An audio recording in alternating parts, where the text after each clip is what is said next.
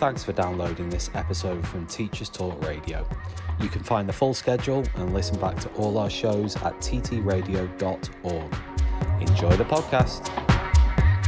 Just Finance Foundation proudly sponsors Teachers Talk Radio for Talk Money Week.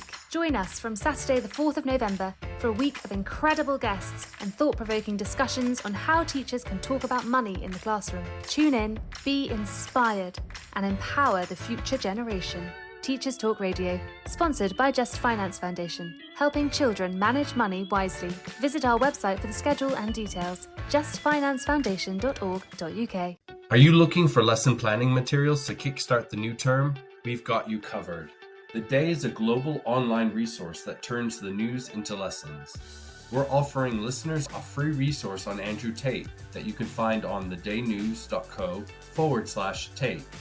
Inspire personal development and critical thinking for your students by downloading the Tate Debate today and feel more confident addressing sensitive topics with your class. Visit thedaynews.co/Tate to find out more. This show is brought to you in partnership with John Catt Educational, publishing professional development books and resources to support great teaching and learning in schools around the world. Have you checked out their latest releases? Use the code JCTTR2324 for 20% off your order. Don't miss out. Visit johncattbookshop.com to explore their full range of titles and advance your own professional development today. Happy reading. In today's educational environment, students and teachers are juggling a mix of face-to-face, online and blended learning courses. Canvas by Instructure helps teachers navigate these diverse learning experiences with a user-friendly virtual learning environment that offers flexible access to courses and a consistent learning experience, all while streamlining everyday teaching processes. The world's best schools and universities are using Canvas to create dynamic courses, collaborate seamlessly, and access actionable data that drives student success. Just Finance Foundation proudly sponsors Teachers Talk Radio for Talk Money Week. Join us from Saturday the 4th of November for a week of incredible guests and thought-provoking discussions on how teachers can talk about money in the classroom. Tune in, be inspired, and empower the future generation. Teachers Talk Radio, sponsored by Just Finance Foundation, helping children manage money wisely. Visit our website for the schedule and details, justfinancefoundation.org.uk. Good evening and welcome to Education Tonight on Teachers Talk Radio with Brent Poland and Adam Spence. Are you still on half term? How's your half term been? Have you been back at work? Do let us know as we review Education Tonight. This show, of course, is brought to you in partnership with John Catt Educational, and you can get 20% off at johncattbookshop.com with the promo code JCTTR2324. We're just waiting for Brent and Adam to join us. I did say to them a strong prompt 7:30 start. It is still 7:30, so I'll give them a little bit of time before I tell them off. If you're listening back on demand, then why not check out all of our latest shows back on our website, ttradio.org/listen back. And if you would like to be a host on Teachers Talk Radio, you can, of course, join us. Adam, you are live. Hello, good evening. You okay? Right. What a cold evening, and hopefully ready to warm you up. Brent is just getting ready. So just to let you know that before we start tonight, this show is brought to you in partnership with John Catt Educational, publishing professional development books and resources to support great teaching and learning in schools around the world. Have you checked out their latest releases? You can use code JCTTR2324 for 20% off your order. Don't miss out. Visit johncattbookshop.com to explore their full range of titles and advance your own professional development today. Happy reading. And Brent's here as well. Hello, Brent. Hello and good evening. Good evening. And what a miserable, horrible evening. But spur a thought for anybody on the English Channel I was, or I in was going to say, Scotland. as a geographer, this is perfect for you, isn't it? You can get some case studies done, and start to contextualize some of your curriculum. Well, there's no proverb that says first the next disaster comes around when the last one's been forgotten. But we haven't really had a chance because we're still dealing with the flood waters of Babette, and actually, schools as well. I mean, school was closed partially for a while. We had to, get home early because we were massively inundated. So, these things are going to happen. This is, it's a combination of the time of the year plus urbanization plus climate change, and I think as well, it's much like education. I see lots of patterns. I think a lot of people expect everybody now to sort of like build flood defences, the government to sort of bail them out. And as I was speaking to people in my local community recently who've had, issues about flooding, and I asked them a question, why didn't you move your stuff upstairs? And there was this sort of inertia of like, nobody told us. And I thought, no one told you that you live in a floodplain that may flood, and that when you had the warnings that you may have moved all your stuff upstairs. And there's that kind of, I just think with society, part of the theme tonight is going to be about AI Yep. and about online and about, where we as a species going, and talking about education. And there's something my father, who's, he's not the most highly educated man in the world. He's a plasterer and he doesn't have any qualifications. But I'll tell you one thing he does have. It's called common sense. And I don't know. I think we're living in a world now where people just have to be told what to do rather than use their initiative. And I do spare a thought for those individuals who are caught in the flooding. But you see all these videos of people swimming in floodwater and doing all sorts of stupid stuff, or not using their common sense. And you're like, what are you doing? It's a storm. Batten down the hatches. Where are you going? Or the week I saw people driving through floodwaters. Just what are you doing? Chancing your arm, driving through floodwaters. And it's funny that the day or two after the floods, the roads were full of cars that you thought, right, there's somebody wearing, a special German car that they think is waterproof. I mean, what do people think they're driving? The car from the James Bond, the Lotus Elise. I think it's, they're going to be But you were saying 1978. to me your investment in an electric car did you well the other day because you were able to get out of a bit of a kind of river Yeah, by yeah, but I'm driving an electric. I know I'm driving an electric car, which actually doesn't have an air intake. I did my research on it, so it can go through. But even then, I wouldn't risk any more than a foot or two. I did go through. Mm. But I'm driving an electric car. When you see some of the videos of what some people are trying to do, it just thinks. But then it's a bit of, I don't know where we're going as a species. I just think the last couple of years, I feel like, can I get off the wheel now? Yeah. We see our story last week about the children getting their teeth brushed in school, and one of the stories this week was, of course, and it lit a firecracker. Is one of the Conservative peers was saying about the children going to school not being able to change a nappy, not potty trained, for instance, at age 5. And, this was disgusting. The parents aren't doing the job of parenting by, sending their children to school. And I was listening to an online debate on that, and somebody was like, yeah, well, it's not the school's job to teach my child that. Is it not the school's job to teach my child that? And we have this narrative that runs through a lot, don't we, of where does our responsibility start and where does our responsibility end? And that comes to what a lot of the theme of today is. When I started in education, the internet was, MSN. I think Bebo, MySpace came in later on. But I remember sitting in a staff room with one computer in the staff room and showing one of my colleagues, this was an email account. So, she sent her first email to her daughter who was in Hong Kong at the time. Then I showed her MSN. It was like, wow, you can talk to your daughter instantly. And that must have been like 2005, maybe 2006. Mm. I remember speaking to our head of pastoral care at about 2008, 2009, and I was the head of PHSC at that stage. And I was like, look, we need to do something about online safety. And I showed her, literally what the kids were up to on the one computer that used to live in the living room. That one computer the kids used to have, the freestanding computer that was in the dining room and living room, and the whole family would use that PC. And that PC would be used for dad or mum for work, and then it'd be used for the child for doing the homework, and the parent would sit and do the PC homework with the child. And I was saying, you know, we have a responsibility to make sure these children know about the use of the internet, blah, blah, blah, blah, blah. And I remember my head of, you know, discipline saying to me, that has nothing to do with school. That has absolutely nothing to do with school. That's the parents' job, and we're not getting involved with that.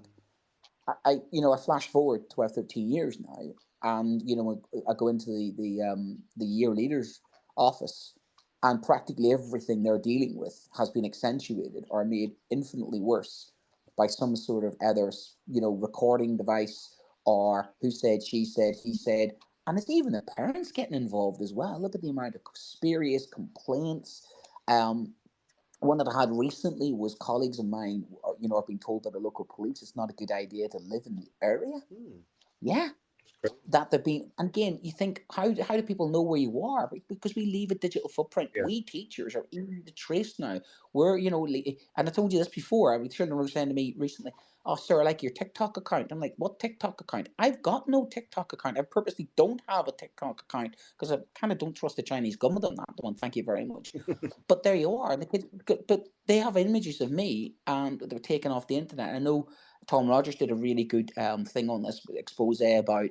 There was videos made during lockdown of teachers who were, you know, taking recordings out of context. So we're in that world now, whether we like it or not.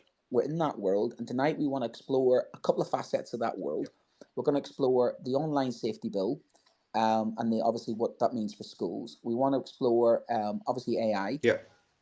and what's going on. And I do want to as well, I may have a guest on later, I do want to have a conversation about the explosive revelations that shouldn't surprise any of us in education that's come out of the recent COVID inquiry, which particularly obviously, you know, we're getting an insight into how government was chaotic and exactly who was running the country. Not, as I say, that does surprise us because we were on the receiving end of that chaos. And I think my school was better run than the government. Let's be honest with you. My head teacher would make a better my head teacher would probably make a better head prime minister or any minister than the current, you know, the individuals who are there. And we're getting to see exactly how misogynistic they were, how out of touch reality they were, how egotistical they were, and almost, I would say, go so far as say psychopathic, you know, or sociopathic they were, you know, the egos involved. So I do want to have a conversation about that, and my guest would like to look at the current situation with COVID, because that's rearing its head again, and what lessons have been learned. Because again, I had lots of chats this week with fellow reps that were saying, "What's your school doing for COVID? What's your school doing when it comes to absences? What's your school doing towards testing?" You know, because we are still living with this thing, and even though the inquiry is going on, there are still, you know, risks. And one of the things that we have figured out is obviously from our previous conversations is how safe or unsafe schools are, especially when it comes to the likes of air quality and it comes to our own health. Yeah. And how we teachers are affected by not just the physical buildings which are falling down or riddled with asbestos, but even the likes of air quality and then the physical, obviously the physical side of it as well. So there's all of this ties together in one big neat smorgasbord. We'll let people kind of digest that, Brent. And if you do want to get in contact with us tonight, please feel free to do so. You can also, if you want to kind of be a bit more confidential, you want to kind of direct message us as well, please feel free to do so during the show. If I can start with, if we start with AI, Brent, then we can come round to the online bill, which is going to be the main theme of the show. One of the highlights for me, I don't know, are you a Beatles fan, Brent? I know you are, and I was actually going to raise that with you because you've heard the new Beatles. Yes, this is me now. Kind of this week, I've been kind of waiting, for this release. There was a kind of a preview trailer released on YouTube earlier on in the week, and the single finally came out today. I have ordered it, and I've decided to go through a kind of independent record shop to make sure they get their dues rather than use one of the big multinationals. But I think the downside of that is I'm going to have to wait for my physical copy a bit longer while they sort out their kind of stock of it. But I'm still kind of really excited. So it's really interesting, isn't it? Kind of that. If you don't know, the Peter Jackson, who did the Get Back film and then did the World War II, was it, Brent?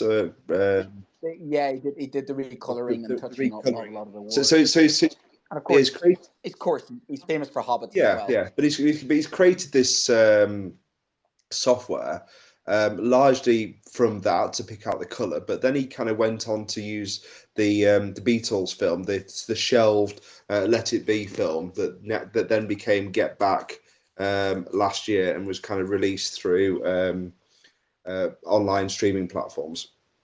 And what he was able to do was kind of pull out voices and give them the full kind of modern sound treatment, so you can have that kind of real experience of being in the room with them.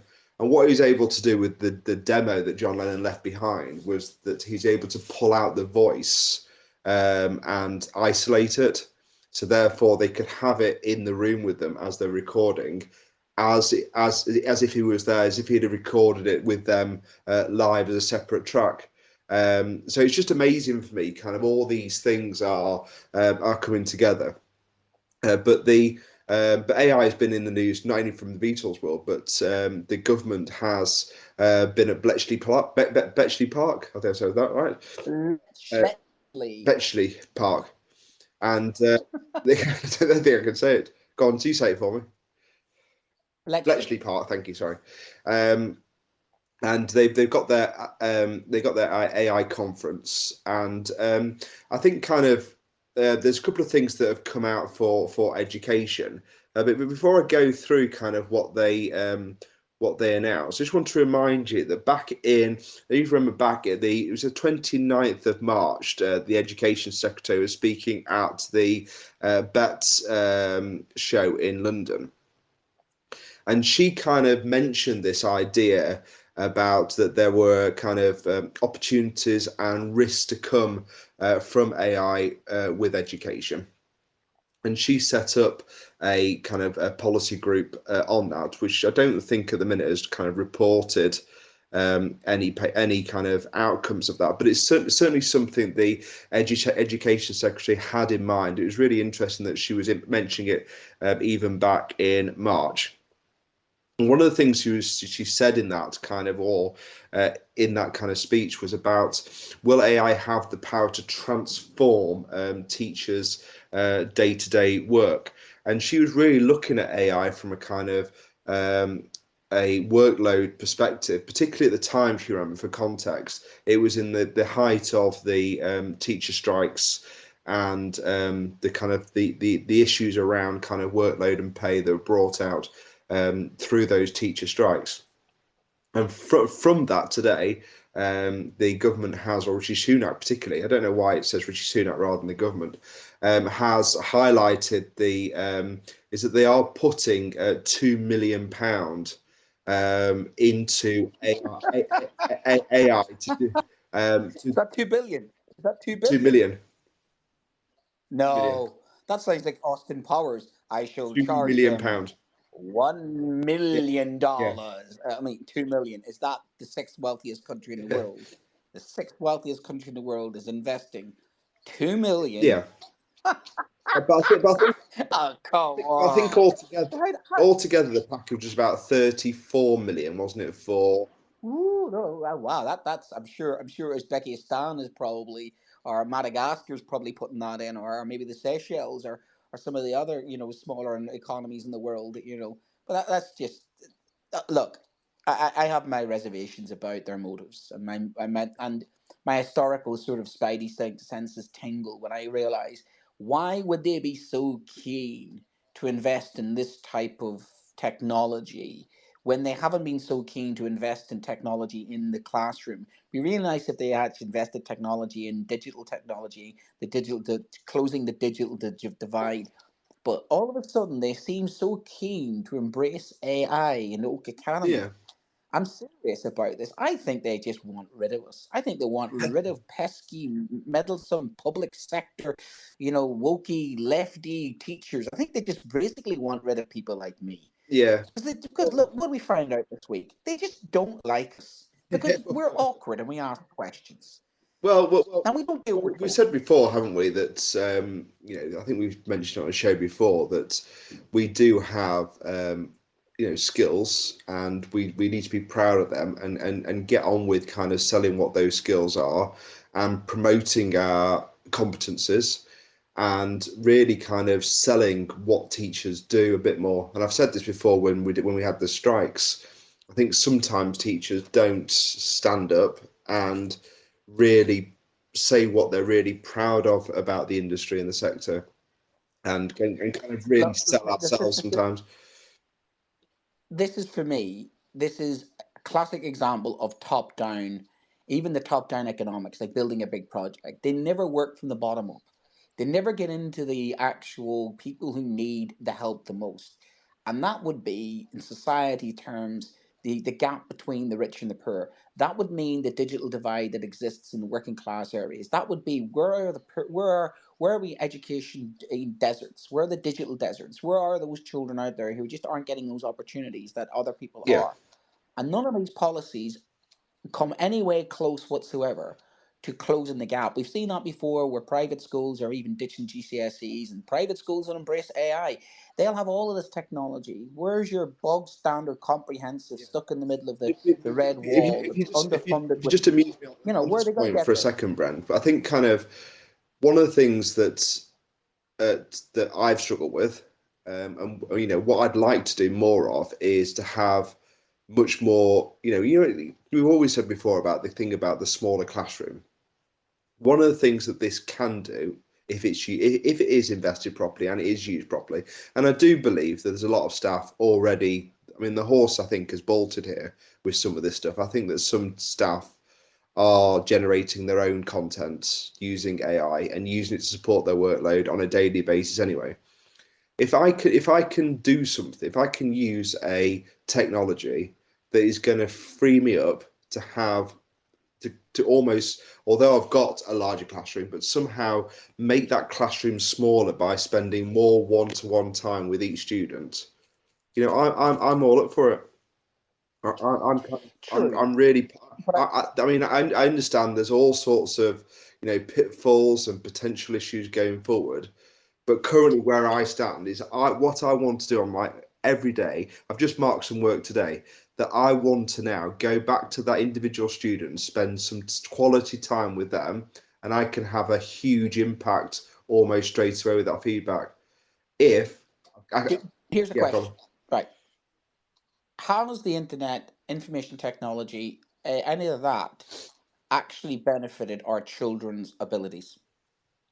how is it? What I'm saying is, has it made our lives happier? And I'm going to be a Luddite in Yeah. this. I'm going to play devil's advocate Luddite, Okay. right? Mission creepage. What is our job now? We are actually having more negative outcomes from the use of Yeah. technology. Kids who are zombies, kids who are not going to bed at night, kids who are basically now, killing each other on the internet. Cyberbullying is exponential. Gone are the days when kids actually express themselves. If I uninvented all the sort of technology of the last 20 years, would I ask the question, would our children be better educated, happier, more well-rounded? And would we as teachers be more clearly defined as, I'm a teacher, I teach children, I go home, I mark books, I do my job? What I'm saying to you is, because of the exponential growth in a lot of technology, it's not exactly making our lives easier.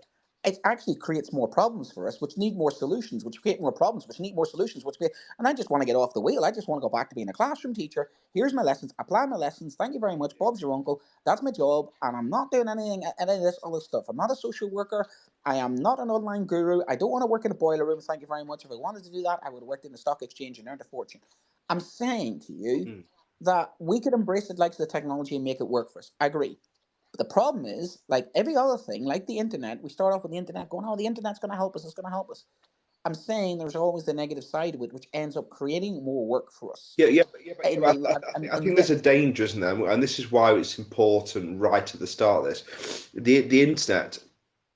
I was talking to my daughter earlier, and I think I'm in a fairly unique position in life where I'm 42.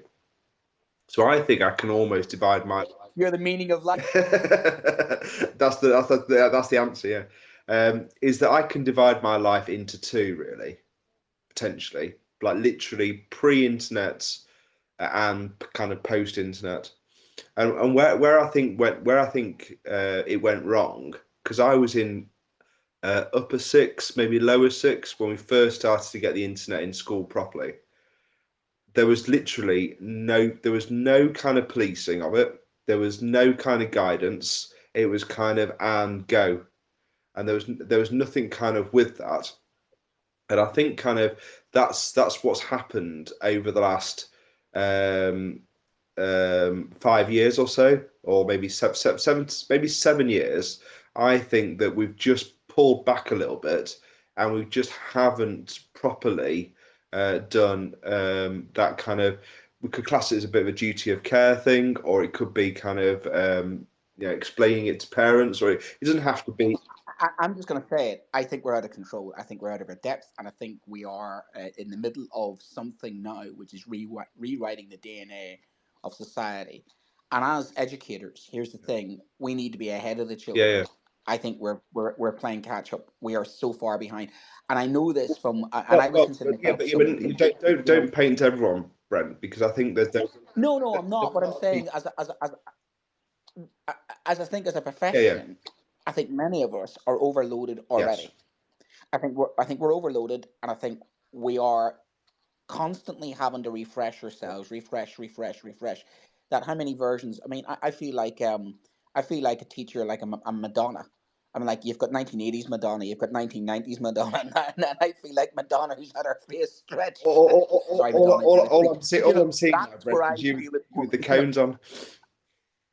Yeah, and I'm thinking to myself, where was peak Madonna?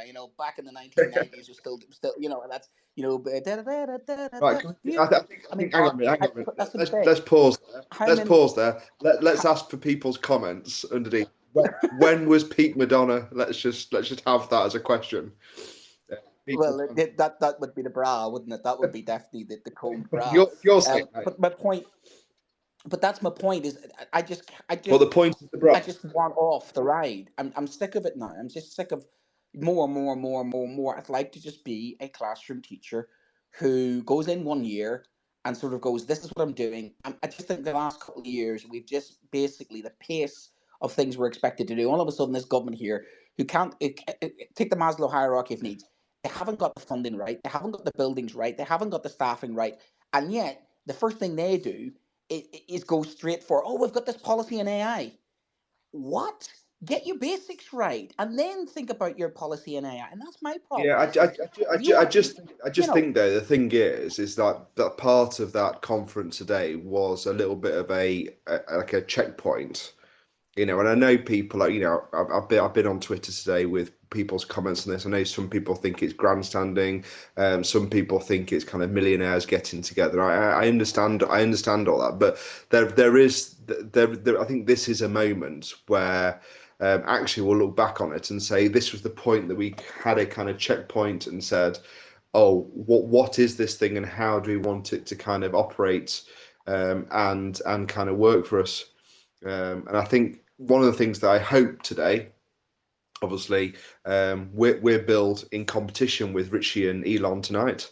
So thanks for tuning in to us rather than them. It would be interesting to kind of see what the out. We are significantly poorer as a duo than Richie and Elon. Let's just point that one out. We're poor or better. Well, to be honest with you, I think they're both very intelligent men. They're both very successful men, and they both have certain fields which they've excelled in. I think they're sometimes actually when you look at both individuals, you think actually stick to your specialisms in that sense. I don't think they're Renaissance men in the sense that they'd like to think they are.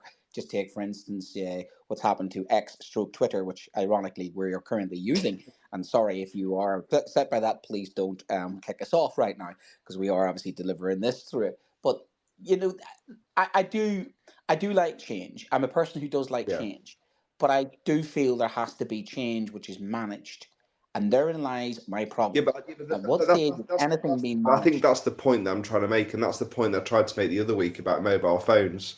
I think it's incredibly challenging to kind of stop an exponential change curve, and I think kind of we're COVID and people being off and children being left to explore has pushed that innovation curve almost exponentially up.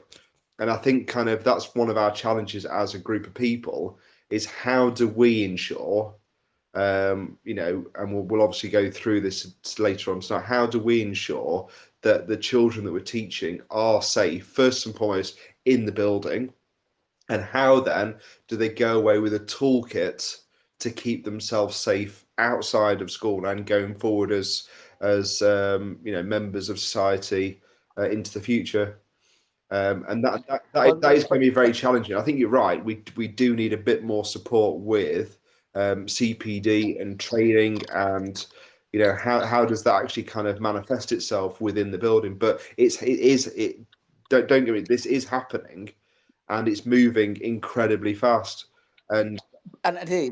But what we're getting is, it seems to be one of the first things you hear about is, oh, AI is going to revolutionize, and it's going and one of the things they always go straight for is it's going to revolutionize education. So we're Brent, one of the top things I think we've got they say it's going to revolutionize. Brent, should we just allow someone else to speak? We've got Yeah, sorry. You've got a speaker. I wanted to interrupt you. Thank Sorry. you, Adam. It would have taken Brent 10 minutes otherwise to realise somebody else wants to speak. Yes, but yeah, who is it? Sorry, I can't. Hi. My name's actually Tracy, but I'm hiding from Year 9 behind a handle. Hi, Tracy. Okay. Hi. So I've had COVID this week. Okay, I'm sorry, Tim. Which has meant a fantastically extended half term, but it's also left me in a kind of fuzzy-headed position and needing to write some cover. And I'm not going to lie, I've used ChatGPT to write my cover, and it's done a much better job than I could have done. It gave me some ideas. I finessed it, I sent it in, and the kids have actually done some work this week instead of chewing pens and reading books and staring out the window. And genuinely, I think there's a place for AI in our lives, but I agree with Brent when he says we've got to be careful what we do and not just rush into it. But I fundamentally disagree that we shouldn't be engaging with it. I think we should be engaging with it, and quickly, and setting the tone so that students know what they should and shouldn't do and how they should and shouldn't use it to help What support would you? I don't know. Support would you like? Well, for example, I was watching the BBC yesterday because, you know, COVID, watching a lot of telly, and there was an article on there brought in by 2 of their young journalists from their BBC Young Journalist competition, and they'd looked at how their peers were using AI. And the kids were very open, and they owned up. One of them said, "Yep, I used ChatGPT to write a bit of homework that I hadn't done, and it was due next period, and the teacher totally caught me out, and I won't be doing it again." And then another one said, "Well, I didn't really get a topic, so I asked it to generate me a quiz, and I kept doing the quiz until I could get it right, and then I understood the topic." Yeah. And I thought, that's where we're at with it. That's what we need to be doing. We need to say, okay, this can actually do a lot of the scut work for us. A lot of that, you know, here's a list of keywords and definitions, generate me a quiz. You know, we don't need to spend hours writing those things anymore. That's what ChatGPT and AI can do for us. How do your colleagues It doesn't feel do the about thinking for us. It just pulls stuff in, pulls it all together, puts it in a usable format, and then we take it from there with our intellect. It's got the intelligence, it's got the learning, but it doesn't have the intellect. Right. How do your colleagues feel about using AI? What's the kind of comments? We're mostly worried about sixth form NEAs, to be honest with you, because it's really difficult to tell what's a well finessed piece of high quality NEA writing and what's a piece of AI supported and generated writing. So we've come to the conclusion that we're just going to have to be very aware of it and maybe do a Viva before we put a piece forward if we think it's excellent and a bit out of character. So we've been using Vivas. I think We've done that quite what I've been able to do is kind of you get an idea, don't you, in the classroom about who's using it, so you can kind of see, you can kind of get an idea about who is using it because they have these conversations. You sometimes see it pop up on the screen as well, so you can have those kind of one-to-one conversations. But at home you don't know, and some kids aren't using it because they're not capable. They're just frightened of failure. And they'll use it so they make sure they don't fail, but what they do is they rob themselves of the chance to see what they know. And they need to understand that. That's the thing they need to understand. There's nothing wrong with using it to get you started, but you need to test your own knowledge first. And if you can do that and then say, okay, AI, I need your help. That's and I think that's the key, isn't it? It's showing pupils how to create prompts that can almost use AI as like an independent tutor that can kind of Yep, really quick out the absolutely. work. We need to teach them how to do it now before they all start developing some truly horrendous Yeah. habits, and we can't break them of it. And they're all on TikTok going, well, I wrote a grade 9, I know if they're doing IGCSEs, I wrote a grade 9 piece of controlled assessment, and hurrah, no one spotted me. But whoops, you put it on TikTok, so now we all know. And But that's, sorry, that's yeah, the that's risk, the isn't it? danger. That's the danger, is that we'll have a generation of children no better than Google, Yeah, because that's all that Google does. absolutely. And that's all. Absolutely. So our role yeah. now is to use it as a tool and teach them, just like Google. It's there to help you, but actually it can't replace you, and it certainly can't replace a good solid bit of thinking. Yeah, I definitely agree And with that. yeah.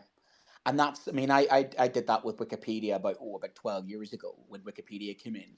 And back in the day when I used to set long-winded essays, so history essays, and tell me about 5 questions about Napoleon, and I'd want them to write about his battles at Austerlitz or his career. And what I'd do is I'd go on to Wikipedia and put errors in Wikipedia, knowing. Yeah, I did that. I got myself blocked. Because you edited and you I edited Wikipedia and then set a research task and saw who just took to the bait. see, and they fall for it, and they fell, Yeah. they fell for it. And actually, the parent argued and went, "Why did that work? That's the child and I work." And I went, "Well, first of all, it's meant to be the child's work, but thank you for doing the homework with them." And how long did it take? Oh, it took about 2 hours. We spent the whole weekend doing it. I went, "Yeah, here's the Wikipedia article. Here's what you wrote." Yeah. And the I look have on a their face, tendency like, to post a link if I can see that something's been cut and Yeah. pasted. I just But this post is a the whole link new into level, the isn't it? notes and stop marking. Yeah, this is a whole new level of sophistication, and Yeah. and that's what worries me, is that the AI is the fourth industrial revolution. It is the kind of, I was using the analogy of the weavers in Manchester. So you take your original looms, that was a highly skilled job. People learned how to weave, and that was passed down through generation. There was generation of weavers living in cottages, etc. And then all of a sudden, the machine came in, the steam engine. It was water power. Then it was steam power. Now the jobs changed, and the location of what people lived changed. Society changed, and funny thing is, then that fed into huge issues with regards to society. About where people lived, the slums, and but went through the industrial revolution, which was a painful thing for a lot of, but that caused a lot of change. And people look back there and go, "Wow, what the industrial revolution was fantastic." Yeah, well, you weren't a child labourer at 5 years old stuck down a mine. It's funny that we glorify what great and glorious things that happened during the industrial Yeah, revolution but and don't Brent, scratch we beneath the can't surface. be the Luddites. We can't be the Luddites here. We've got No, to get out in front of it. true, and that's the thing. We can't be the Luddites, but at the same time, we can't be as reckless as what some of those people were during the Industrial Revolution. What I'm Oh saying is, Lord, no. you had some of those individuals that took advantage of the industrialization to cream off profits, and then you saw the other side of it. You saw the Saltaires, you saw the individuals like Bourneville, you saw those paternalistic individuals who saw the technology and saw society changes, and they drove society towards greater enfranchisement, the labor movement, trade unions. So there was two competing forces going on there. One that was using the modern world in order to enrich themselves and become fantastically wealthy, and the others that saw the changes and decided to motivate. And I think we need to be on that side of it. That we need the technology to be working for us, but Yeah, not to be absolutely. slaves to it, No, or it's not be a tool. enslaved by it. It's just a tool, and we need to teach the kids how to use the tool effectively. And we need to show them what it's for. And generally, I mean, I'm in my 50s. I'm not a young teacher, not by any stretch of the imagination, but I know they're going to do it. So knowing that they're going to do it means that I need to manage the way that they do it and start talking to them about it. So when I'm talking to A-level classes about their NEA, I'm saying there is nothing wrong with having your ideas and generating them, and then having a little look and seeing what else comes up, and seeing if that takes your thought processes further, because it's a dialogue with a large language model that has taken on board the intellect of the whole internet, basically, up until 2021, whenever it was that it stopped absorbing stuff. And it can prompt you to think in different directions, but it has to be your idea. And Question, Take the prompt, but it has to be your I idea. think, Tracy, your students will respect you for that, and I think they will kind of go off on it. That's kind of where I am, and I've seen there was immediately a couple of BTEC assignments that were clearly, obviously done. Well, they were attempting to do it before I kind of checked in on them, and now I've kind of just engineered them into kind of using it as a planning tool. And actually, they're seeing huge benefits of that because they kind of enjoy that process of checking back their work, using it as a space to kind of plan some ideas away from the teacher. So it's really increased their independence. I think that's where the benefit's going to be for students and learning, is actually you can't just grab a teacher all the time. Actually, you can use this just to kind of check in. Can you have a look at this paragraph for me and kind of see where I am with it and give me some kind of feedback? I think it's really useful for that. And I think that's where it's spent. It can be. It's the same as I don't know if you guys have come across this Blookit, which is fantastic little. It gamifies quizzes basically, and the kids cheat like crazy. But it doesn't matter because they cheat and then they learn the answers and then they start getting it right without cheating, and therefore they've learned the answers, which is what I want them to do. So when someone says to me, "Oh God, the kids are cheating," I'm like, well, I actually don't care, because they're going to learn the right answer and then they're going to be well proud of themselves for getting 10 out of 10 when we do this test again in a week's time or what have you. And I've got what I want out of it. So I don't care if they think they've beaten me.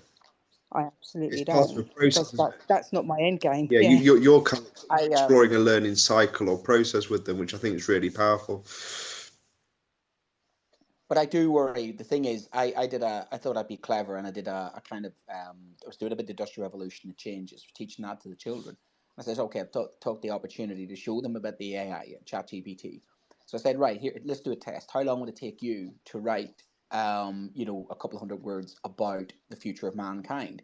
And it says, creative writing task. Let's see, can you do 200 words? How long is it going to take? And I timed them. And one of my best students got 3 minutes and 57 seconds. He read, the statement out. It was actually really good.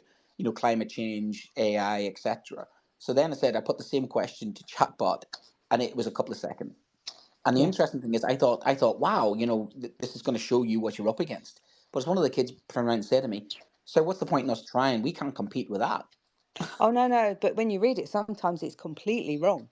I've used it to generate really crap answers and then given it to the kids and said, well, okay, so what's wrong with this? Yeah. I've asked it to deliberately build in mistakes for me, and then I've seen nothing they like better than picking other people's work to pieces. So I said, okay, so here's an answer to this question. It's not perfect. What's wrong with it? Yeah. And that's the thing, is that some things our children can do cannot be recreated. I think we need to empower them to show them how to use the technology and not to be afraid of it. But also at the same time, there is a future for them, but they have to change. And it goes back to that thing about I'm saying about we as teachers have to change. Anybody still in teaching, you're saying, I'm in my 40s and 20 years teaching.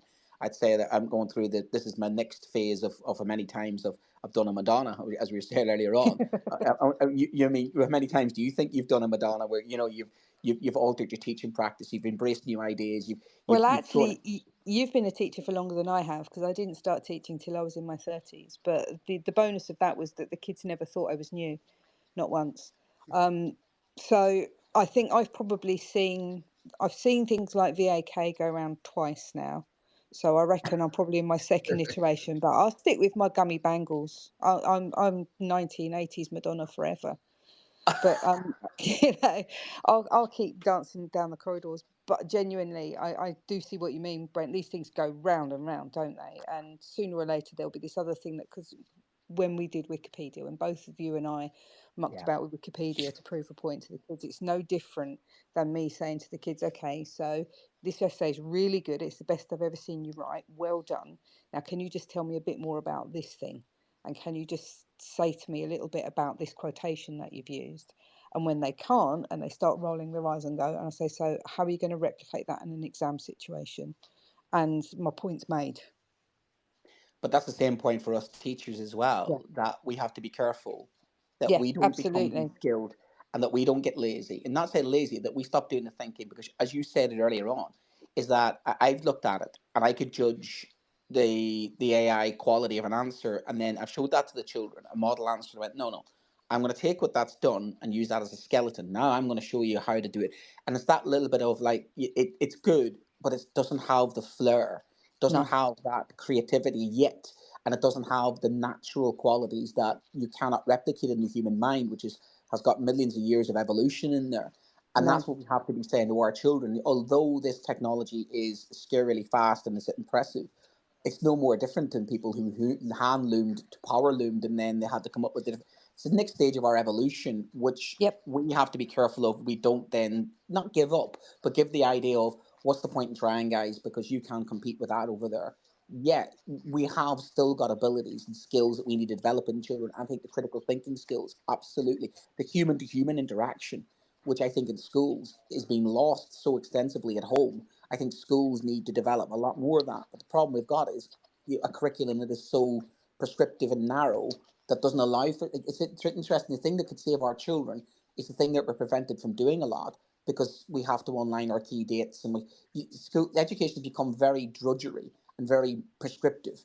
But actually, in order to be competing with the AI, we need our children to be creative and free flowing. So we have industrial revolution schooling in a pre-industrial revolution world. And we need our children to be pre-industrial revolution, but they're still being taught in industrial revolution schooling. So there's a bit of a mismatch there for me. I'm not sure. I'm not sure I can work in a school that like starts pulling me up on the title thing and underlining things. I just don't think I'll be able to cope. I think I'd just explode. No, the kids say to me, "What's today's title?" And I say, "Whatever it takes for you to remember what these notes are about. Brilliant. These are your This notes. sounds fantastic. As long as the date's okay, I'm all right with the But rest of it. 'Cause I do if I'm hear looking at a certain lesson, I'll look for the date. I won't look for the I title. do hear of schools that are going around kind of QAing kind of dates and titles, and I just kind of, Yes, what is the yes. point of that? This is No. starving the kids of everything. Just to let you know, Brent, Paul Foz says Ray of Light is his Madonna. I've got her dancing in my head now. I've got her doing that crazy dance in her head, dressed as a Texan or something, isn't it? Yeah, that's I think that's peak Madonna. I like Frozen. I like mid Madonna '96 when she was doing The Power of Goodbye and Frozen. William Orbit stuff, yeah. Yeah, I like mid '90s Madonna. Pseudo emo Madonna. Pseudo emo Madonna. Oh yeah, yes. I'll put Paul's thumbs down on that. No. But we're all agreed that current Madonna is definitely not doing it. No, she's got enough money. She needs to retire. Yeah, you tell her that. She's under a 17 rendition of, and U2 as well. There's a whole lot of them actually, but not the Beatles. The Beatles are making a comeback. Yes, The Beatles never left me.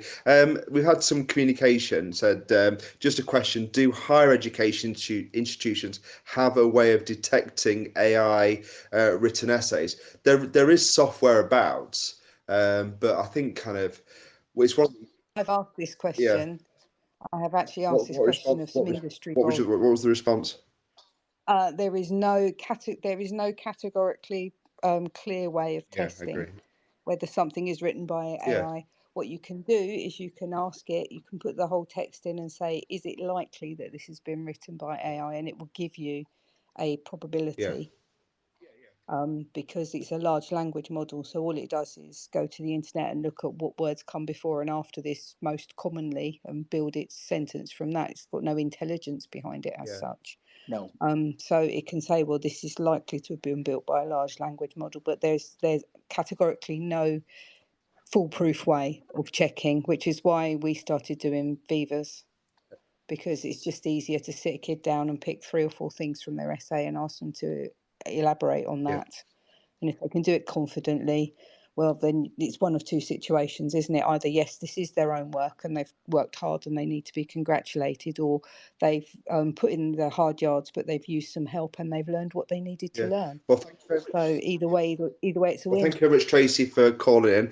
My pleasure. These lessons sound fantastic, and I think you're doing a great service by the kids and training them in the future. We've got S is ready to speak. Good evening, S. Hi, I'm Shadia. Brent, you actually taught me. So hello. And Adam, I think I worked with you for a bit as well. Yeah. Is that Mrs. Moore? Yeah. How you doing, Shad? Yeah, I'm doing good. I've been listening. To bring it all back. Yeah. So with the thing with AI, the thing that kind of worries me, and it's not really applicable to my subject as much because I teach maths, but the thing is with AI is the fact that it can produce like a unique essay, and when I was in school, like I would get things off of Wikipedia, but like from a language development perspective. Like I would look up things like antonyms, synonyms, and kind of reword that in my own way. However, with AI, students don't really have the need to do that, if that makes sense. Like they won't go back and check because they know it's unique. They know that they won't get caught out on that. But was that more about your motivation to learn than Yeah, yeah? Because that's what I was it thinking. sounds like you were kind of internally motivated to use the software as a way to develop your own learning. Is that the bit that's missing here? I think so, and I think that's probably the thing that you want to kind of push with the kids is the fact that you can use AI to learn, but you need to go back and change a couple of things. You need to go back and reword it. Like you've got the answers there in front of you, but like from that language reading, like fluency development perspective, like going back and looking at that, rewording it, changing things, it helps you develop that fluency with essay writing that you can take into your exams. Yeah. I think I know where you're going with that. It's like I'm never the greatest mathematician in the world, which wouldn't surprise you because I mean I've got a geography degree, so I had to have decent functional maths. Yeah. The way I used to do maths was I needed to see the answer, and I used to reverse engineer. So if I saw the answer, then I used to figure out how to get to that answer. So it's a bit like that. What you're saying is, okay, here's the answer, but actually, how has the AI produced that answer? And literally, there's levels of sort of like competency there of at my level, you know, with 20 years teaching experience in the brain I've got with all the information that's in there, a bit of a human Google, I can look at that information, see where it's pulled it from and criticize it and say, no, that's not. But I've reached that kind of mastery level of, you know, that level of education. The kids don't have that ability yet, don't they? No. They literally have got very little information, which they don't store as much these days because they don't need to. And that's, I suppose, the difference between my brain developed knowledge-based sort of thinking skills because we had to acquire information through the old-fashioned means of reading it and disseminating it and holding on to it. And I remember doing, you know, A-level essays where I had like 250 quotes in my head from Machiavelli right down to J.S. Mill. Kids don't do that any longer, and that means they don't have a point of context to know whether the information is accurate as point, and that comes down to how much they know, and therefore they can't always critically analyze the AI because they know less than the AI, if that makes sense. Yeah. So it's about empowering them to be able to ask that question. This is what the AI's answer is. Please don't accept that as a good answer. Go off and turn that in. I've done that recently where I've said to the children, here is an AI model answer. I'd like you to improve upon that model answer, but use its structure, use the way it's done. And then I've got them to play around with asking a slight variation on the question. So I'm giving them the opportunity to play around with it. I'm giving them the opportunity to think about it. That sounds great. Yeah. I think that's definitely the way to do it. John Lear, just to follow up from what Tracy's talked about detection, he's just put the problem at this stage is the accuracy of the detection applications. Do you want false positives for gifted students being accused of incorrectly, accuse them incorrectly? So that's the problem. Is it could unfortunately detect somebody that's done a very, very good essay. Jason has also put a really good diagram on the Twitter, the feed into comments. It'd be great if you could come on and explain that to us. It looks fascinating in terms of this kind of idea of a sweet spot with AI and in terms of learning. So, do you say you're a maths teacher? Yeah. Yeah. So, how are you using it in maths? Is there any kind of specific examples? I've not actually looked into it, and I'm going to after this. But the only example I can think of is when students would use things like photo math with their homework. They just take a picture of the problem, and it would pull out a solution for them. Okay. Yeah. Okay. I'd be tempted to do the version of, if I was the maths teacher, I'd be tempted to test it versus Will in Good Will Hunting. You know, give it the worst equation in the world and say, "Here, go solve that," and see this. Can it do? You know, that's where I would have fun with it. See, test whether it's capable of doing the higher functions, so to speak, and then disseminate it and sort of pull it apart a little bit of going, this is how it's done. And I'd be interested to see what it can do with things like mathematical formulas and stuff.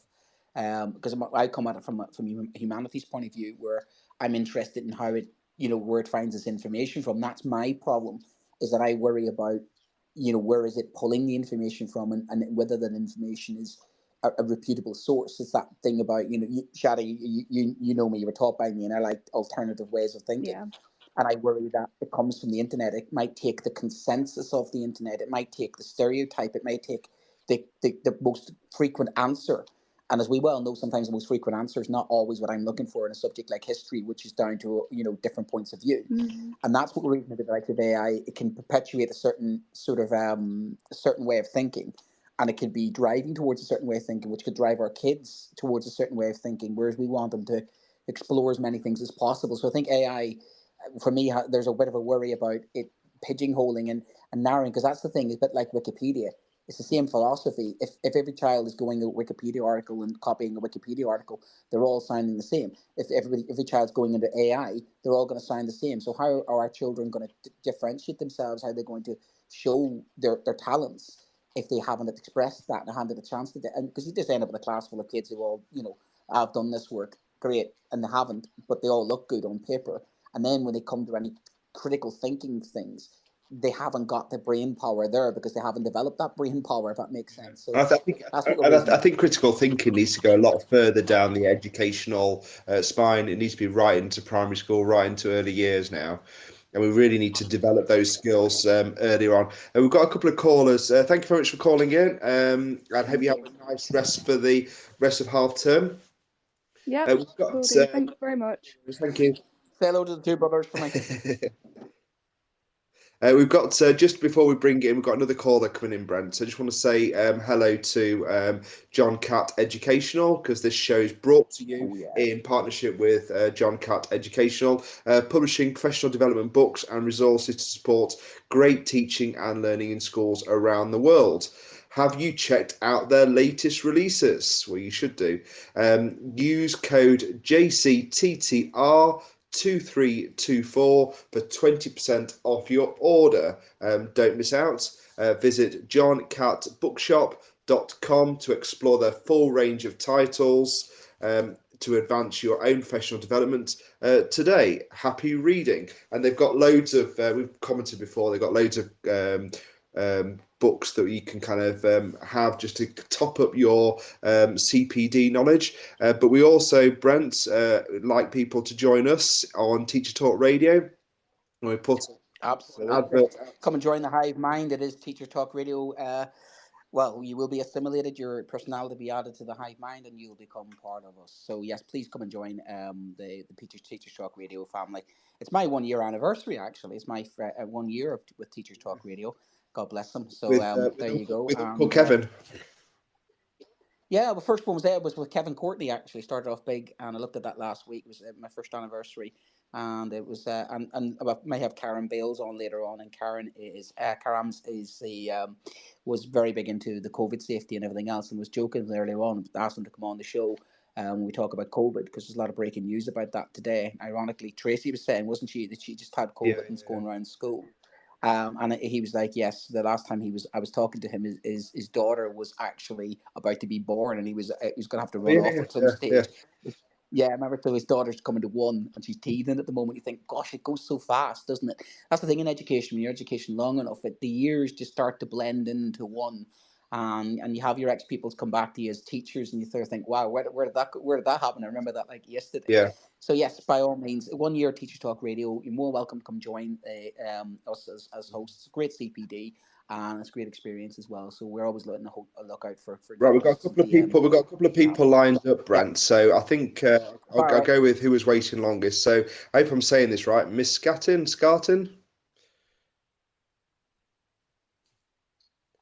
Hello.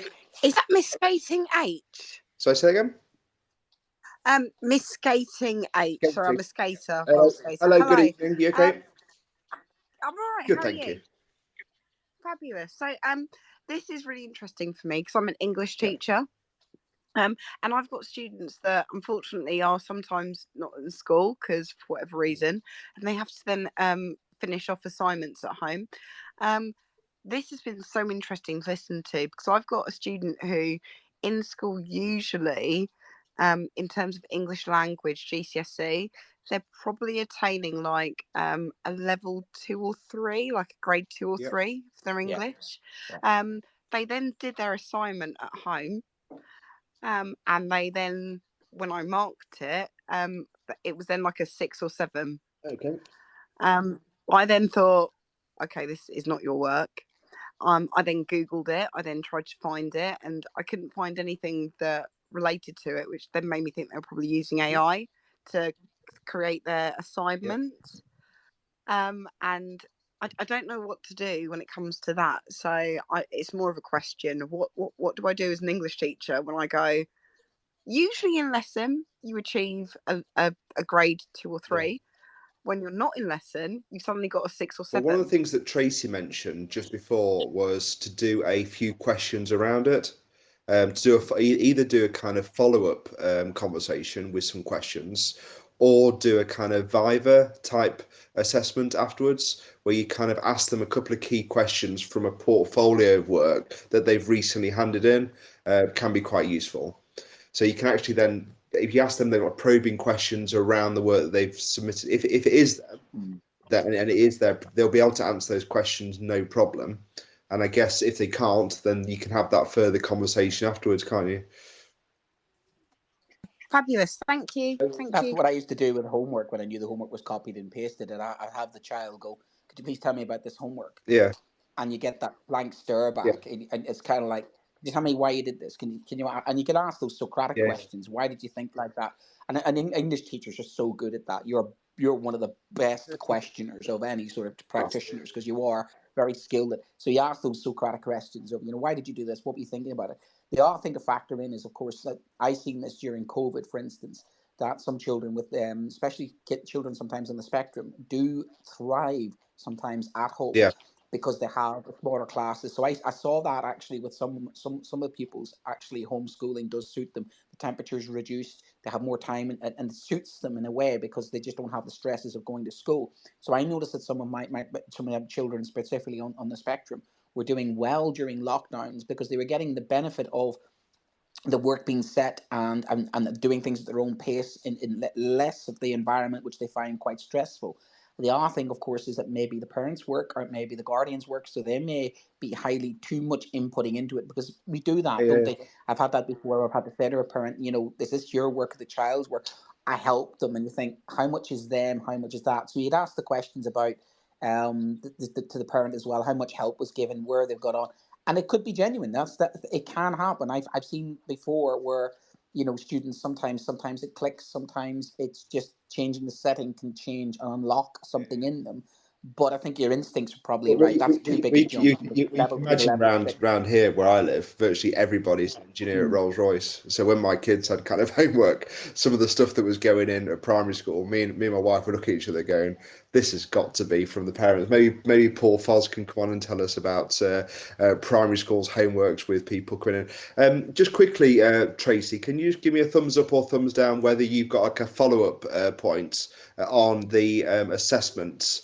Otherwise, I'm going to bring in Jason because he's okay. Just very quickly then, Tracy, because I want to bring in Jason. We have white smoke. A thumbs up. Yeah. Yep. I'll be super quick. I have had exactly that problem, and I did use the question. Exactly what I did. I said, ask the student to wait back at the end of the lesson, because you never embarrass them in front of their friends. You won't get what you want that way. So I'm a Hod English, by the way, as well. So I'm leading a team of 10. I basically said, this is a great piece of work. Well done. Good job. I just want to know a couple of things. When you use this quotation in this way, I thought it was really clever. Yeah. What made you think that? And then either that child starts to beam and says, I worked really hard, miss. I did loads of reading. I say, did you take longer than 30 minutes to do it? Never mind. You've done a great job. Now you know what you can do. Or they start squirming like Billy O and you say, did you take some help? And then they say, yes, they did. Or they squirm and they go, wait. Really quickly. It was question 5, so it's persuading. So their persuasive skills were, for me, I was like, that's amazing. Yeah. And I did think, was it the parents? I did do a bit of a Google to double check if I could find anything, and I was like, no, I can't find it. And then I thought the only thing I could think of is it could be AI. Yeah. Yeah, so that's what I would do. If you were on my team, I'd say to you, have a little chat with them and see if you can kind of tease it out, embarrass them into admitting they cheated, or praise them wholeheartedly for making an effort and getting it Yeah, right. I love the praise approach because it kind of then puts it all back on them to kind of discover it. Thank you very much, Tracy. I hope that answers your question as well. Jason, good evening. Good Yeah, evening. so you posted a very interesting diagram. Unfortunately, I think most people are on their phones. Is it possible you could explain what you posted tonight in terms of this sweet spot with AI? Yeah. The graphic is it's actually from a CPD event that I do a lot of CPD on AI with mostly college and higher education lecturers and stuff like that. And it's just, and really going back to a lot of the points really being addressed tonight, it's more about stop trying to tell young people or students to stop using it and teach them ethical and responsible use of it. So that diagram, based on some stuff as well that Matt Miller done, and it was looking at how do you find that sweet spot. So we have a series of statements that people put on we have the diagram, and they drop the statements onto the diagram, and out to the sort of the far left on the diagram is the unacceptable. So that is a student handing in a piece of work that is totally AI generated, nothing, no real input whatsoever. We don't want that as educators. But then we have to look down the far right-hand side of that sweet spot as well, which is in the most ideal world, then the student does everything with no AI whatsoever, and that's totally unrealistic. So it's about saying, right, that's never happening. We don't want that to happen. So you start to drop these statements, and once you find that you have a series of statements then that you find acceptable, which usually falls around, or most of them we are finding are falling around a student being able to augment their process with AI. It doesn't really do too much of the actual, what would you say, the submitted work, but it does a bit of the legwork. So you get to points where maybe a student gets stuck, it helps them get unstuck and things like that. And that's what you should be sort of using it for. But I think a lot of it then draws back to teaching students how to use it properly as well, because at the moment, most of the people I come in contact with are treating it like Google and using it like Google. And then what happens is they just get generic stuff coming out of it. Whereas like some of the stuff we're doing on workshops is showing them how to carry out thematic analysis of research papers to make decisions around, is this paper worth reading for my research? So what's your research question, pop it in, and then get it to do some analysis around some key ideas, and you load up your PDFs. And the next thing is, like when I was doing my master's, I can remember citing 103 papers and then sitting down thinking, I think I read about 300. But thinking, if I had this when I was doing my master's, I could have maybe eliminated 150 of those papers just by uploading them and carrying out a very quick thematic analysis on it to say, are there keywords in it? Because while the title and the abstract might say, yeah, that looks like something I would use, but by the time you've read the paper, it's nearly been a waste of time because you end up finding nothing that is useful for your research. And I just think it's a stress reliever for students in that case as well. So there's so many benefits for it. Yes, there are drawbacks, and they're there, and we have to acknowledge them. Working in education, but I think we have to really take a different approach to this and stop looking at the bad element of it and try and get in. And I think one of the speakers earlier was saying, get on the front foot with it and teach positive use of it, and set this out from the outset. But that conversation has to happen with the students. We can't have the conversation for them. You know, as educators, I think we have to involve them in this conversation. I mean, Brent, do you remember us in the basement of Derby Uni on a Sunday afternoon, ploughing through kind of research papers? I think kind of hours and hours and hours in the dark and searching for the golden nuggets in the basement of a library, trying to go through. Well, that sounds fantastic. If I could have gone through, used AI then to kind of sort through some of these documents. Do you want to come back? But for me, though, there's the one caveat to that, though, is is that there is a certain skill, isn't there, in being able to sift through that information and almost train your brain. I mean, that's the thing. Human beings have created something which mirrors their own brain in a way, because that's where our brains do. We sift through and have to sometimes do the hard slog to get to the other side. You know, it's like cooking the food yourself versus somebody handing the food to you. It tastes so much better sometimes when you've cooked the food yourself, put the ingredients in, and you have that satisfaction. Same as an artist, when you paint your own picture, you know, sometimes the fruits of your own labor are worthwhile a lot more intrinsically when you've done the hard slog. So although it is really annoying when you have to go through all those papers, when you produce your final piece of work and you've had the kind of the Michelangelo, Leonardo pain of literally creating something uniquely yourself, I still think that is worthwhile. And I worry that the technology is going to create a bunch of people out there who are just going to go, I've done this task, I found the quickest, easiest route, and therefore I move on to the next thing. Because that's part of what I think our children's issue these days is they cut corners. And why wouldn't they? Because if it's there, it's so easy for them.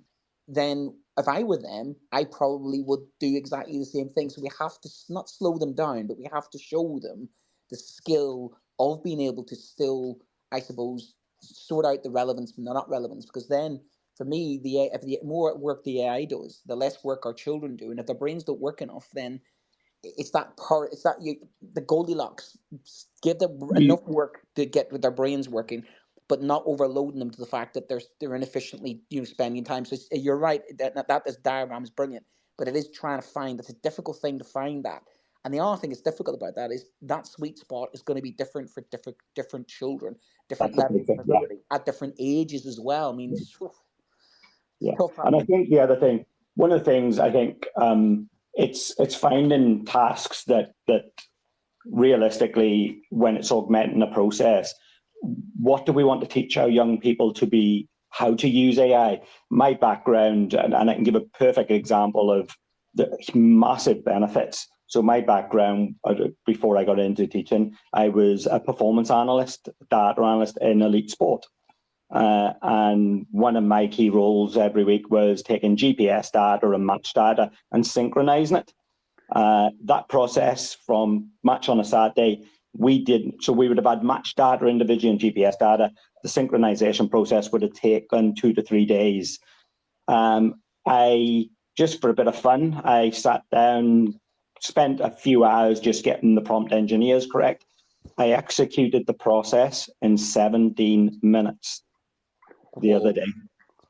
Whoa. So something that took me 3 days, going back 8-9 years ago, I executed in 17 minutes, and I've been testing the data, doing a bit of validity testing, and it's accurate.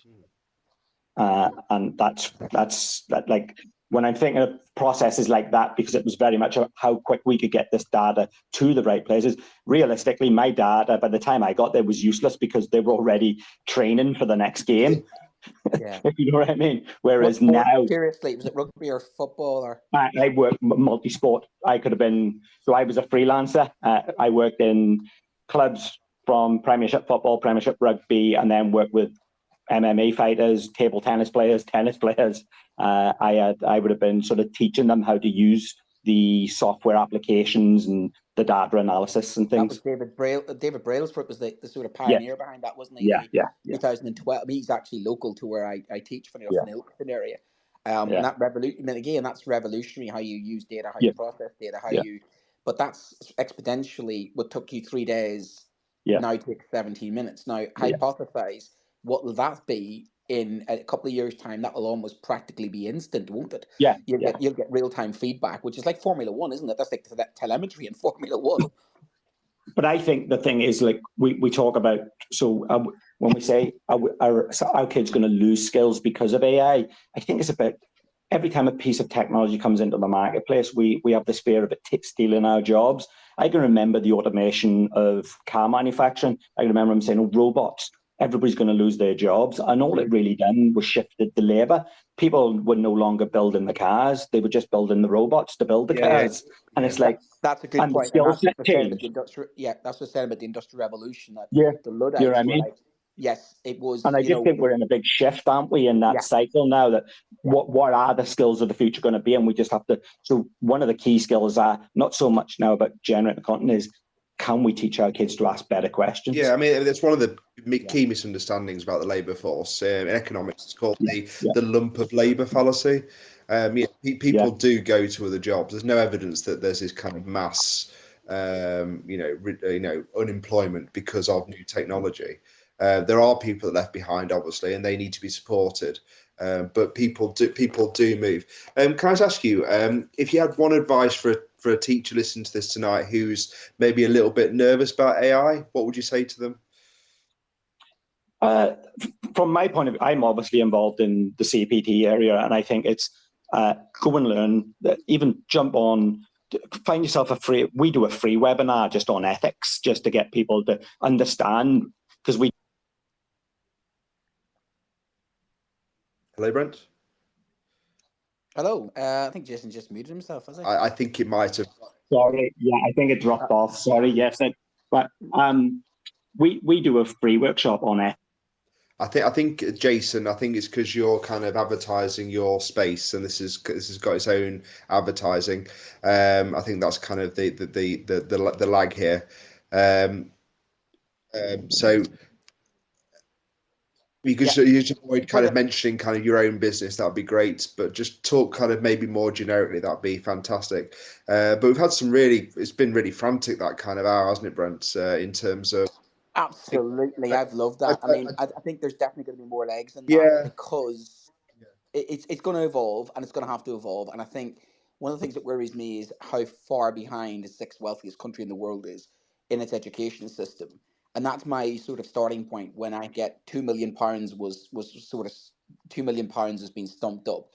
And that makes me sarcastically sort of, I'm sorry, but if you are to say you want to embrace this, and I think all of us do want to embrace elements of it, but we don't want this out of control, nor do I want to be replaced by AI. Because as far as I'm concerned, the human is still in control. The human-to-human interaction is still vital. We saw that during, ironically, what we're going to talk about, COVID. I've managed to get Jason back on, Brent, if Jason just wants to finish off what he's saying. Yes. Yeah. Fair. Yeah. Does that work, Jason?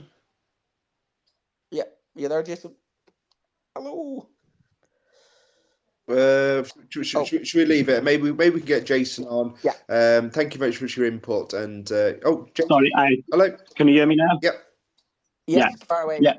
It's really it's get out there and find a bit of CPD, even at that entry level, just to understand both that really what AI can do, but understand its limitations. We learn the possibilities from its limitations, not what everybody says it can do.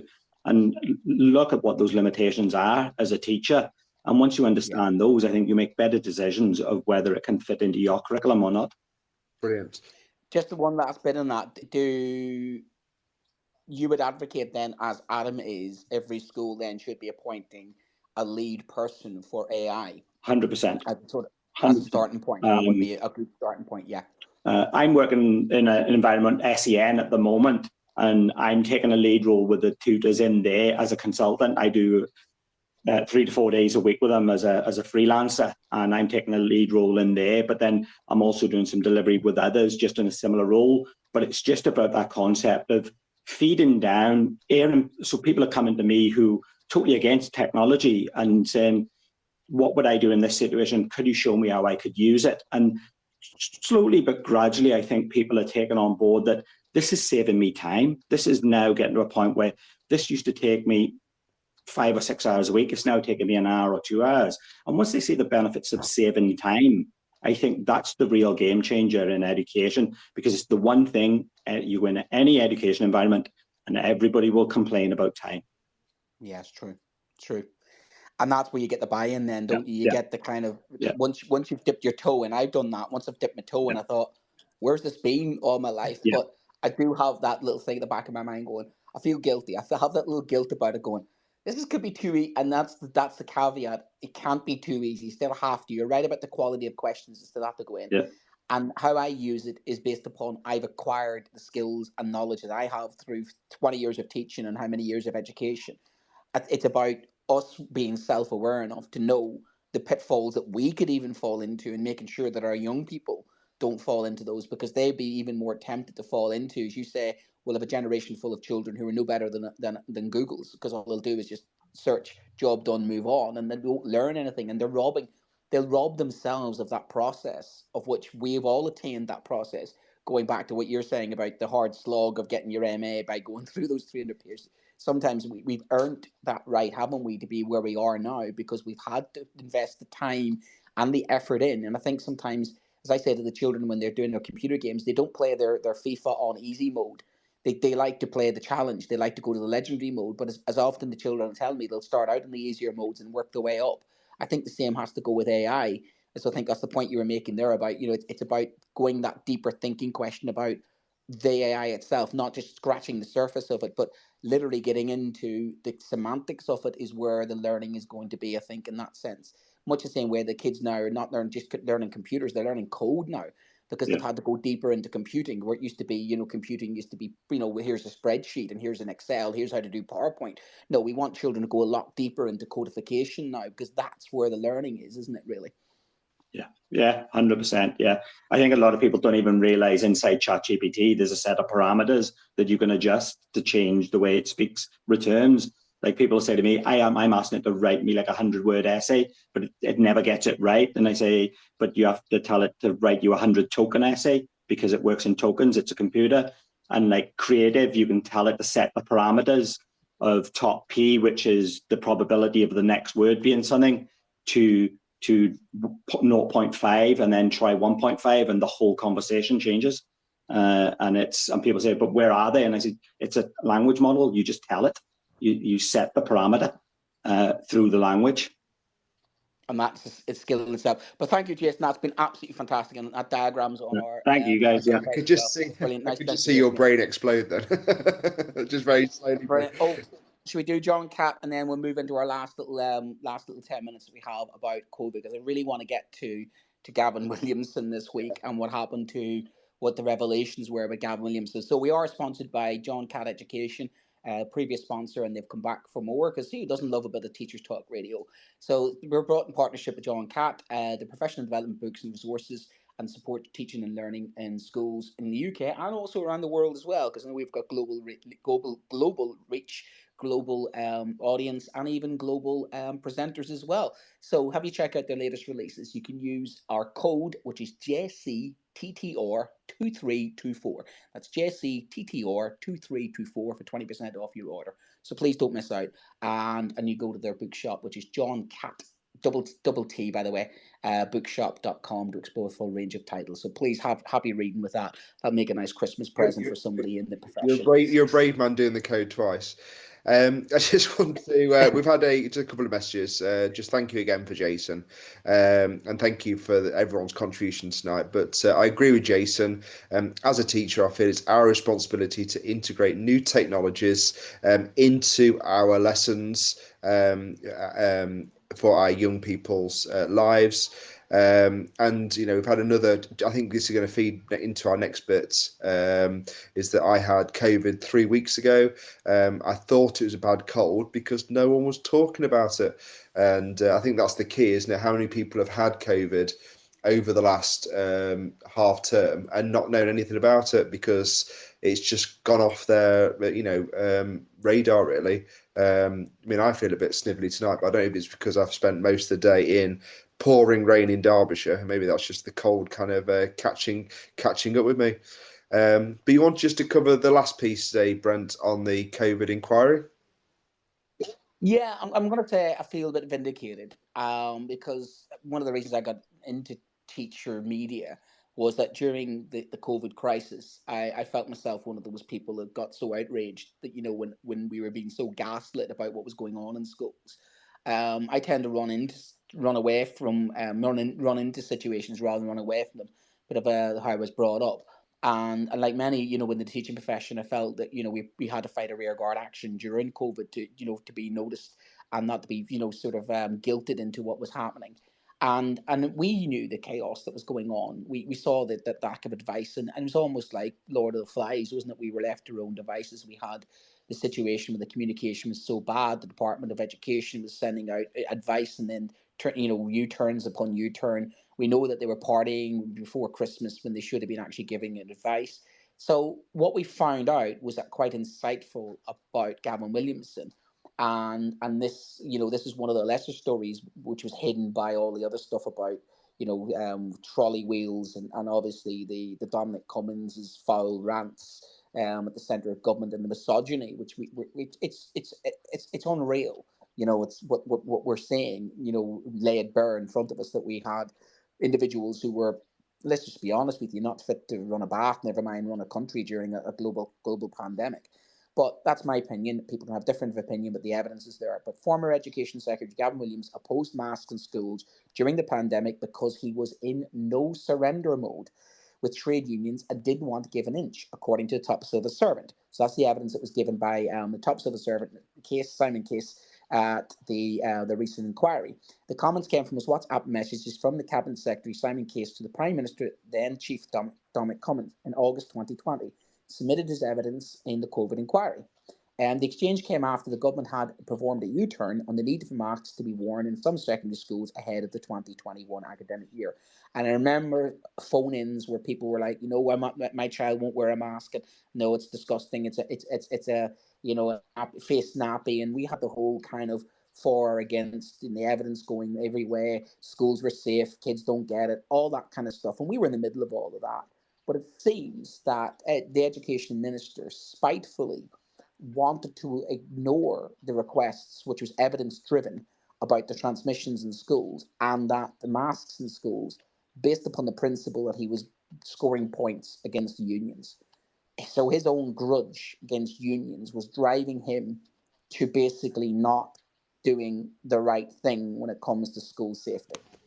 So let's think that about what we are then led by during that crisis, and this is all the evidence. So I'm sure Gavin Williamson has the right to reply, and he will speak himself. They will all speak to themselves, but this is the evidence that was presented, that the Education Secretary was in no surrender mode and did not want to cave in to unions' demands. And as a result of that, he was pushing back on allowing masks to be worn at school. So I could say I'm angry about it. I could say I'm surprised by it. I'm past that now, where I suppose, like, lessons need to be learned. And I hate that phrase, lessons need to be learned. But I'd like to know what lessons have been learned, because this week, of course, we're seeing a resurgence of COVID in schools, as was suggested by one of our posters there. I had online WhatsApp groups of union reps all discussing, what is your school's policy on COVID? There doesn't seem to be a kind of complete policy still on things like COVID. Some schools are allowing staff to go in with COVID, not even testing. Other schools are testing and giving 5 days if they test positive. We are back to Lord of the Flies. We're back to, is this thing happening again? Can I just interject there, Brent? What would be the normal policy around illness? So let's say you had I'm not. Please don't take this the wrong way. I'm not comparing kind of COVID to the flu or any other illness. But if you had an illness that you woke up in the morning, you felt like you had a bit of a fever, what is the normal policy? Because just play devil's advocate here. Does COVID not just follow that? Well, I'll tell you what my policy is. If someone's not ill, they don't come into school, because the last thing I want is people coming in ill into school and spreading it around school. Same goes for children. But is that a policy in schools? I mean, I know kind of, because there's been lots of times where I've sat next to people, and you're thinking, you really should be in bed, and then they've kind of said, well, I've got to get this done. I really kind of want to get this done, and you can see their resilience, and they're trying to push through. And I kind of see where they're going, but is there a kind of written guidance on this for schools in terms of illness? Their individual trusts will set, or individual schools will set, and obviously, if you're still in the if you're still a public sector stroke, you're under local authority control. The local authority will have their individual local authority policy on how many sick days you get, etc. What is the criteria for that? I know that individual trusts will employ HR And HR will then say, you know, where's the medical evidence? And they will have a certain amount of days where if you are off 12 days within 6 months or something like that, or three Yeah. separate, But three I think separate what sort of I think what I'm trying to get at is if say tomorrow I was kind of, if I was getting ready to go to work tonight, I kind of didn't feel great, but I felt kind of felt okay, but did a COVID test because I've got no other test for any other illness. Found out that I got COVID. You know, what is it that I should be doing? Well, the unions would say that you should be isolating for 5 days. But this is my point. Individual trusts, and this is what individual trusts have their own policies on what happens. In other words, some trusts are saying you still come into school if you're not showing symptoms. You come into school. Obviously, if you're ill, you don't come in. But some are saying it's fine to come into school with if you have COVID. Others are it's 5 days isolation, even if you have no symptoms, because obviously they don't want. They think, you know, it's a good idea to keep people off their ill. I had that conversation with a colleague of mine who was he's no longer in the school, so I don't mind saying that. And he was being pulled up on the fact that he had a certain amount of days off as an NQT, and one of his arguments was, well, I'm an NQT, I get ill as an NQT because I'm picking up bugs. And we had the norovirus, and and before, and one of those issues was the fact that he actually asked the question in about February 2020. And I remember sitting in the meeting going, if I had the norovirus, would you want me to come into school? And there was that sort of awkward thing of it. And he sort of looked at me and went, what's going to happen when COVID comes in? And it was almost prophetic that he sort of predicted that schools would need some sort of policy. And what I'm saying is that I don't think at the moment there doesn't seem to be a universal policy on COVID any longer. It's pretty much left to the devices of individual schools. Hence why the conversations I'm having with some union reps is saying, what are you getting? Well, what are you getting? It does depend from school to school. The problem I've got with the whole thing is that nothing's changed when it comes to health and safety in schools. We've got monitors in school to tell us how good or bad our air is, but we've had no ventilation systems, we've had no acknowledgement, and it's just nothing to see here move along. And that's what really worries me about the whole thing is that if there's another pandemic, and this is a question that was on national television today, if there's another pandemic now, would people follow the rules? Would people now, do the same thing again? Because the trust is just not there. And that's what this issue's done for me, is that we have people in charge of government departments who were too busy playing politics and scoring points against unions than they were actually protecting their workforce. I mean, I'm sorry, that's lions led by donkeys and throwing troops over the top type scenario. That's just reckless endangerment and a lack of duty of care. And and that for me, has that person who was Secretary of State at the time for Education given evidence yet? Okay. No, they're going to give their evidence. I guess he'll be asked that question. He'll be asked that question, won't he? Because this is now coming through the comments. I'm sorry to cut you off, but I'm really. I know that there's another show coming on. We've had a couple of messages come forward about kind of illness, and Paul's also put some comments on there. Thank you, about setting cover as well, because I think that's a lot of stress that teachers have.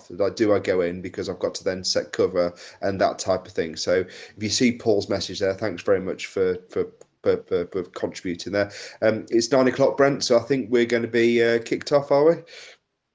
We are going to be kicked off. Yeah, just a good comment here from Ms. Skaten, which is, as a teacher in secondary schools in Ryan, we have mainly expired kits, old kits. We don't pick up the new variant. It feels like the government are again sticking their heads in the sand about the issue. Exactly what I'm saying is that, and that's the thing is, I forgive people for making mistakes, provided they learn their lessons and they put in place things that don't happen again. Same with the children. And it doesn't seem to be that case. We're almost, what lessons have been learned. We went through this horrible period, and here we are again with uncertainty, facing a winter of what happens to one school is different to another, and that shouldn't be that case. There should be a universal policy. Okay, well, thank you very much, everyone. Thank you very much for the phone in today. It's been a really fast show, actually. I was worried it was sitting there in the cold, but really appreciate everyone's feedback. And I think there's been a bit of CPD going on tonight, Brent, which is always good. People learning from each other, which is always a good sign. And what's coming up next, Tom? That's it for today. But if you've caught me off guard there, but give me 2 minutes and I'll tell you what we've got left this weekend. Okay. I should say, of course, that it is Talk Money Week next week. We've got 4 fantastic shows coming up over the course of the next week, and that's why, unfortunately, Brent and Adam aren't going to be on this time next Thursday. kicked off. Hannah Wilson on, talking about whether or not financial education is equitable and really truly fair, and we're going to be looking at financial education and an alternative provision this time next week, which we're really looking forward to. What else? We've got the weekly review on Sunday. We've got weekly review on Sunday. Indeed, we've got a debut panelist on Sunday. Really looking forward to that. You'll have to wait and find out who it is. And yeah, Talk Money Week kicking that off on Saturday. We've got 3 shows on next week. Not next week. Tomorrow, Poppy at 11 a.m, Maxine at 6 p.m, and James Radburn at 7:30 p.m. All available on the Podbean app. So if you listen to us on Spaces, then why not listen to us on the Podbean app as well and get downloading and subscribing, following Teachers Talk Radio. But we shall pack it in there for tonight. Thank you, Brent and Adam. Really, really good show. Really enjoyed it. Yep, nice one. Thank you very much. You're welcome. Thanks for all your contributions, everybody. Really enjoyed that tonight. Thanks for everybody who phoned in and everybody who sent some messages as well. Cheers, guys. Bye-bye. Good night. You've been listening to Teachers Talk Radio. Tune in live and listen back at ttradio.org. We look forward to hearing from you next time on Teachers Talk Radio.